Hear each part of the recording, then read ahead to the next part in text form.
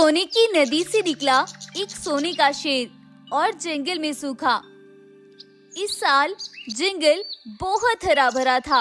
हर तरफ चहचहाते जानवर और फलों से लदे पेड़ थे, लेकिन बहुत टाइम से जंगल में बारिश नहीं हुई थी।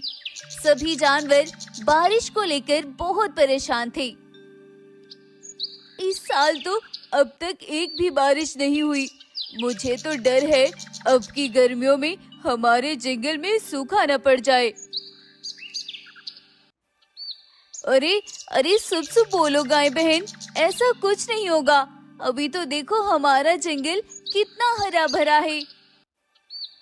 हरा भरा तो है, लेकिन अब की बार एक भी बारिश न होना मुझे सूखे का संकेत लग रहा है।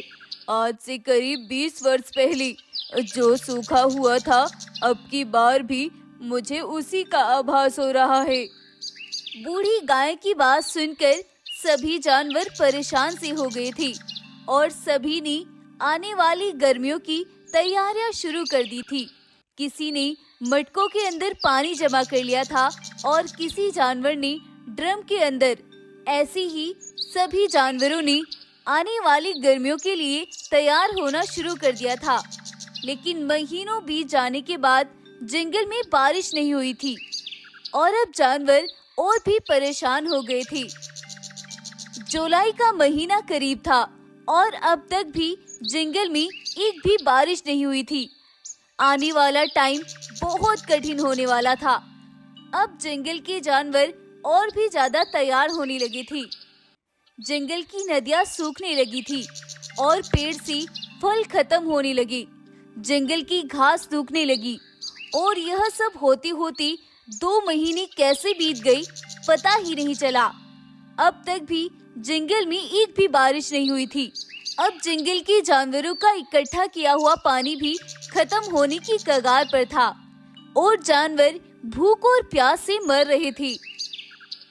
हे भगवान, अब क्या होगा? हे ईश्वर, अपनी कृपा से एक बारिश करा दे। मैंने पहले ही चेतावनी दी थी कि अब की बार घोर सूखा आने वाला है। मुझे पहले ही आभास हो रहा था कि आने वाला समय हमारे ऊपर एक काल बनकर टूटेगा। जंगल के जानवर जिस भी नदी के पास जाते, वो ही उन्हें सूखी हुई मिलती। अब जानवर बहुत परेशान आ गए थे। अब तो एक ही हल बचा है। अब हम सबकी मौत निश्चित है, वरना इस जंगल को छोड़कर दूसरे जंगल चलते हैं। वहाँ जाकर कुछ खाने की तलाश करते हैं। भालू भाई, सभी जानवरों का यही हाल है और जिस जंगल में थोड़ी बहुत मदद है, वहाँ के जानवर मदद देने के लिए तैयार नहीं है। अब क्या होगा? कुछ तो करना ही पड़ेगा ना।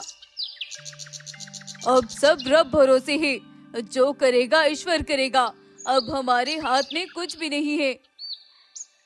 क्यों ना सभी जानवर मिलकर ईश्वर से प्रार्थना करें। मैंने सुना है एक साथ मिलकर प्रार्थना करने से ईश्वर उसे जल्दी ही पूरी कर देता है। अगर ऐसी बात है तो मैं जंगल में जाकर सबको खबर करता हूँ कि सभी नदी के पास आ जाओ। हम सभी यहीं पर मिलकर प्रार्थना करेंगे। अब भालू जल्दी से जाकर सभी जानवरों को नदी पर इकट्ठा करके लाता है और जंगल के सभी जानवर आसमान की ओर देखकर प्रार्थना शुरू करते हैं। तभी जंगल में एक करिश्मा होता है और उस नदी के अंदर सोने के जैसे पानी चमकता हुआ आता है और देखते ही देखते वह नदी सोने के पानी से भर जाती है। यह सब देखकर सभी जानवर बहुत खुश हो जाते हैं और उस नदी के अंदर से एक सोने जैसा शेर बाहर निकल कर आता है और वह बोलता है, यह पानी तुम सभी जानवरों के लिए एक वरदान है। भगवान तुम्हारी प्रार्थना से बहुत प्रसन्न हुए, इसीलिए उनकी तरफ से तुम सभी जानवरों के लिए ये मदद है। इस पानी को पीने से ना तुम्हें भूख लगेगी और ना ही प्यास। तुम सब जितना चाहो इस पानी को पी सकते हो। यह सुनकर सभी जंगल के जानवर बहुत खुश होते हैं और वह सभी एक साथ मिलकर उस नदी से पानी पीते हैं।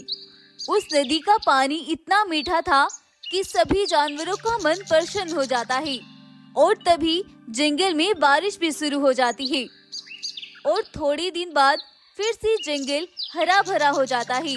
यह सब देखकर जंगल में एक खुशी की लहर दौड़ जाती है और सभी जंगलवासी फिर से एक साथ मिलकर ईश्वर का शुक्रिया करते हैं और अपने जंगल में खुशी खुशी रहने लगते हैं। और ये कहानी यहीं पर खत्म हो जाती है। तो कैसी लगी आपको हमारी आज की कहानी? अगर आपको ये कहानी पसंद आई है तो प्लीज इस वीडियो को लाइक करें, शेयर करें और हमारे चैनल को सब्सक्राइब भी जरूर कर लें। धन्यवाद।